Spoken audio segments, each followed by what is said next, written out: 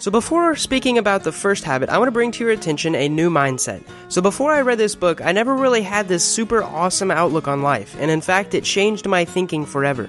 So when you're in any situation in life, you can choose to be reactive or proactive. But the basic idea is that by choosing to be proactive, you choose to increase your circle of influence.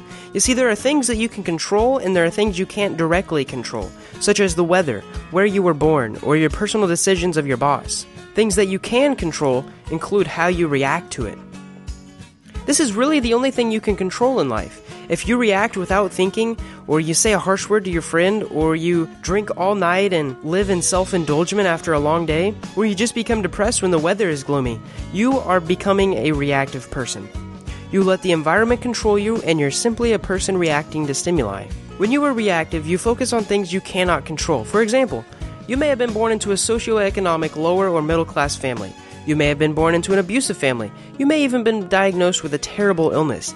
But focusing on it will not change it. You know what you can control? This is the secret to being proactive, and in turn becoming an effective person. You can control your work ethic. You can control how you treat the people in your life, and you can control if you put on your seatbelt or not. By focusing on things that you can control, you bring more power into your life and widen your circle of influence. So in short, reactive people are people who complain a lot instead of actually going out and changing their actions, and proactive people understand that even if their complaining was justified, complaining about it wouldn't change anything. It would just be negative toxins in their life, polluting their social environment of their peers. See, most people choose to complain simply because it's easier. So let's move on to the second habit. How do you want people to think of you at your funeral? The second habit is all about becoming the person you want to be by thinking deeply about how other people think of you. Now, I'm a mature enough person to not really care what most people think of me, but I do care what my loved ones think of me. I want my girlfriend to think I'm loyal, trustworthy, and fun to be around. And because of this, I'm not going to cheat on her, I'm not going to lie to her, and I'm not going to fill our conversations with complaints or negative thoughts. See, when you die and there's a crowd of people standing around your coffin, what will they say? What will their best memories of you or their worst memories of you be? Think about the end before any major decision, and this will help you become a more effective person. Do you want to be remembered as a person who added value to society? Maybe start filling your Facebook statuses with more positivity and upbeat content. Basically, are you doing the things that allow you to say you've become the person that you want to be?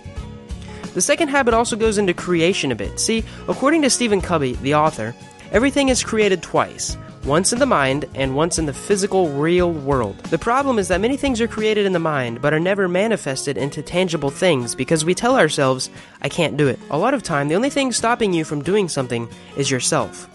An even worse situation is when things aren't even created in the mind at all. For some people, debt, drugs, despair, or other life problems prevent a person from thinking about creation, and only on the negative outcomes of their situation.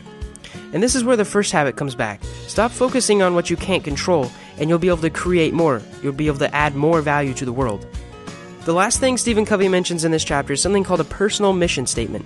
Now, this is a one-line sentence that you can rely on to give you a sense of purpose in the world. A very simple mission statement is, I want the world to be better because I was here. In fact, that's Will Smith's personal mission statement. Oprah wants to be a teacher and to be known for inspiring my students to be more than they thought they ever could be. If you keep this mission statement in mind when you make every decision, you will always keep the end in mind. Now that we've talked about the end, let's talk about the beginning. So Stephen Covey came up with this thing called the urgent and important matrix. Basically, everything you can do falls into one of 4 categories. Here's a super easy graphic that can make it easier to understand. Basically, anything urgent is something that needs to be done as soon as possible, and anything important is something that makes us effective.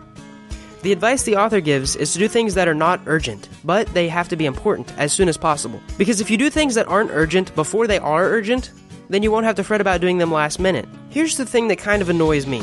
If I asked most people what they thought was important, they would say things like their health, their relationships, their financial credibility. But when you look into their actions, they spend their time doing other meaningless things like organizing papers, going out for long lunches, hanging out with the wrong crowds, fussing over little crap, doing stupid stuff for the better part of their day that doesn't lead them to bettering the things that they said was important to them. So you gotta put first things first. Spend some time with your family before you waste your time doing something like playing video games. Start putting effort into creating a monthly budget instead of putting your effort pinning new things on Pinterest. Go and work out first before watching that new episode. The problem here is something psychologists call cognitive dissonance, and it's when the things you say are most important to you aren't the same things that you're spending most of your time on. In fact, some psychologists say that this is unhealthy. The disconnect between what we say we will do and what we actually do is terrible, and I think working on this would improve a lot of our lives. So the first 3 habits are about managing yourself and what you can do independently. There are things you can make changes, mindsets you can alter, and attitudes you can adjust to. They set the foundation for the next 3 habits, which have to do with becoming an effective person in society and involve being dependent. So the 4th habit is called Think Win-Win. Stephen Covey says that there are 6 types of relationships, and you can think of them as personal, business, or even biological animalistic relationships. The first 2 are what most people think the world is made of: lose-win or win-lose. Which means, for me to win, you have to lose, or the other way around. People with this type of mentality think that to have the largest skyscraper in the neighborhood, they must tear all the other skyscrapers down. You should avoid these situations because someone will lose, even if the net gain is 0. In fact, most people don't even agree to us unless they believe in reciprocal altruism in the long run. Win-lose is like a parasite, where one wins and the other loses. The next relationship that we're going to talk about is just toxic and nasty. It's called lose-lose.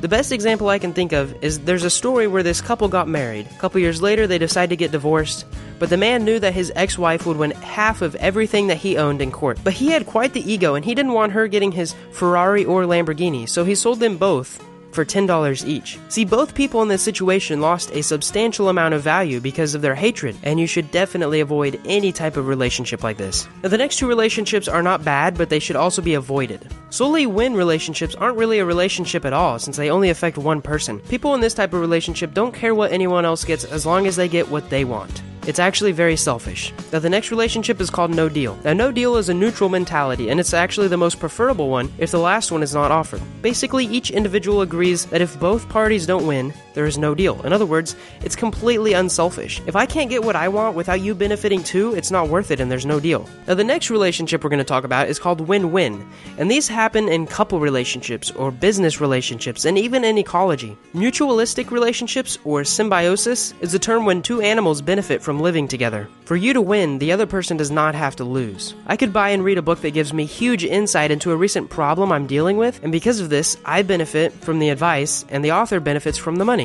I can make a video and upload it to YouTube and benefit from the advertisement revenue, and the viewers will benefit from the life-changing perspective. So start searching for win-win relationships, and you will surely become an effective person. Aha, the next habit. I love this habit. So the author gives a little story where a dad is talking to his coworker about a situation with his son. The father and son have a talk, and after the talk, the dad goes to his friend for advice. "I just can't understand my son sometimes," the dad says. "He won't listen to me." And his friend goes, "Let me rephrase that. You can't understand your son because he won't listen to you?" Says the friend, "I thought to understand another person, you have to listen to them." Honestly, when I read this little story, I actually got goosebumps, but the author is so right. How many times do we get mad at another person because they don't think the way that we think, but we haven't even tried to hear their side of the story first? We see the world through our eyes. Even from a baby, we are born egotistical, and understanding others' views does not come natural. Learning to become an effective person is understanding everyone has their own perspectives and opinions from their own personal experiences and life events. You should seek first to understand, because once you understand the situation and the person's feelings towards it, you might have a better chance of helping them understand you. So this is a little technical, but I want to get into the 5 levels of listening that Covey covers. The first is called ignoring, and it's just downright rude. So the second level is the kind of level my sister talks to my mom. It's called pretending. Yeah, right. You're at least responding to the person. The third level is called selective hearing. We only hear certain parts of the conversation, usually only the parts that benefit us. And it's really easy to do this with someone who talks a lot, or a preschool child. Another level up is called attentive listening, which is not necessarily listening to the content, but rather the way the words are being spoken. And you focus on the energy. If you listen to a motivational speaker in another language and you actually get motivated, that's called attentive listening. The last type of listening we hardly ever experience, and it's called empathic listening. This type of listening is the listening with the intent to understand. You will get inside the other person's frame of thinking and understand them better. And it's not just the words they say or how they're saying them either. We give them all of our attention, including paying attention to their body language and paying attention to their feelings. This is very powerful because it gives you accurate data to work with, to understand their thoughts, feelings, and motives, instead of you being a brick wall saying, "Conform to me." Another form of great advice Stephen gives is to diagnose before you prescribe, which basically means to understand before you give advice. One of the best ways to find more win-win situations is to understand what the other person wants and needs before you can find a way both of you can benefit. So the next habit is called SYNERGIZE, and it took me a while to completely understand this, but it basically means the interaction of two or more parts to produce an outcome that is greater than the sum of their individual parts. So a very basic version of synergy comes from a teaching in physiology. So one part might be our heart, another might be your brain, and the third might be your stomach. Of course, these are very complex organs individually, but if they work together, they are extremely effective. Another example would be trees and squirrels. Separately, trees could reproduce by their nuts falling to the ground. Please refrain from commenting about this, but unless there's a really strong wind, they won't spread very quickly. On the other hand, squirrels could live without trees, but they would have to live in bushes and eat only berries. But they might struggle hibernating and eating food in the winter. Together though, the squirrels get protections in the trees, as well as tons of nuts to eat. The trees get the benefit of getting their nuts spread across even more land. Together they achieve and grow more than if they were separate. And one last example would be drugs and alcohol. Now, the effect of sleeping medicine is intensified greatly when mixed with alcohol, and I do not suggest trying this on your own. And in fact, most doctors warn against it. Now, these are considered constructive synergy, but there is also reductive synergy. An example of this is if you had the plague, but then you were also diagnosed with depression. Both are really bad to have, and if you have them at the same time, well, you might need some external help. In medicine, there's actually a word for this, and it's called comorbidity. The opposite of synergy can also happen, sometimes referred to as negative synergy, and this is when waste is created. Let's say you spend $5 million on a business deal, and another company puts in $5 million so that you both can invest in the same company for more money. However, the business that you put money in actually failed because it went over a certain amount, and because of taxes, it failed. The sum of two parts is actually less than the total amount of both separately. An example of negative synergy would be 1 + 1 = 1/2. Seeking synergy will benefit your life in many ways, but particularly your business, relationships, and general life will benefit if you can find synergy. Synergy is basically 1 + 1 = 3. Now that was the sixth habit, and that concludes the habits that you can do with improving yourself by dealing with others. Now we're going to be moving on how you can unleash your future potential by investing. So the best investment you can make is in yourself. And by reading this book, you're ahead of the curve. And by watching this video, you have a huge advantage of other people. So Covey gives the example of this guy cutting down a tree with a very dull saw. I mean, it's going to take him at least 6 hours to cut down this huge tree. If he were to spend 1 hour sharpening the saw, it would only take him 3 hours to cut down the tree, leading to a total of 4 hours instead of 6. We see how simple this is. How easy it is for the guy to cut the tree down faster, but we hardly ever apply the same principle to our lives. For example, we can sharpen our physical saw by eating well, maintaining a healthy diet, and exercising regularly. Let's sharpen the saw by working out 3 times a week instead of paying for it with advanced medical treatment in 40 years. Another example of sharpening our minds is by learning, reading, and teaching. There are plenty of studies that show teaching someone something is a great way to ingrain ideas into our head. And in fact, it's one of the reasons I'm making this video.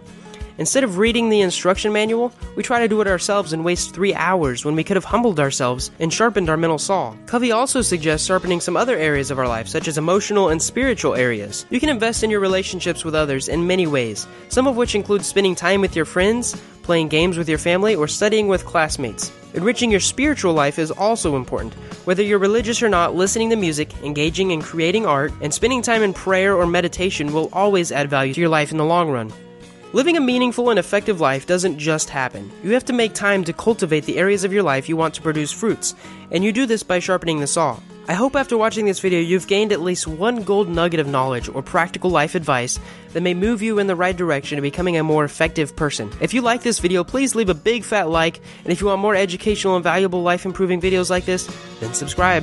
Thanks for watching.